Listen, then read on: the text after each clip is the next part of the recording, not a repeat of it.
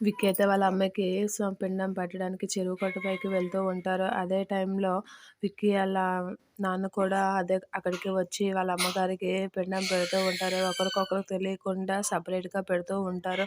విక్కీ వాళ్ళ నాన్న దగ్గరికి పద్దు అయితే వస్తూ ఉంటుంది. ఏంటమ్మా నేను చెప్పిన మాటకి వచ్చావు, థ్యాంక్స్ అమ్మా అంటే, మీరు నాకు 10 సార్లు అంటేవారు, మీరు చెప్తే నేను రానా అని అంటూ ఉంటుంది. వాళ్ళ అమ్మగారి పిండానికి వాళ్ళ నాన్నగారికి సాయం చేస్తూ ఉంటుంది. పద్దు కావాల్సిన సామాన్లన్నీ అందిస్తూ ఉంటుంది. విక్కీ అయితే పిండం పూర్తయిన తర్వాత చెరువులో వదలడానికి వెళ్ళిన టైంలో పద్దు రాలేదా అని అడుగుతూ ఉంటాడు. వస్తుందిలే విక్కీ, నువ్వు వెళ్ళి పని పూర్తి చేయని ఆర్య అంటూ ఉంటాడు. ఆ మాటలకి ఆర్య అన్న మాటలకి విక్కీ అయితే చెరువులోకి వెళ్ళి పిండం వదిలేసి రావడానికి వెళ్తూ ఉంటాడు. విక్కీ వాళ్ళ నాన్న కూడా అదే టైంలో వదిలి వెళ్ళి రావడానికి వెళ్తూ ఉంటాడు. విక్కీ పద్దు అయితే వాళ్ళ నాన్నని చూసి ఈవిడ ఎంత అదృష్టవంతురాలా అని మనసులో అనుకుంటూ ఉంటుంది.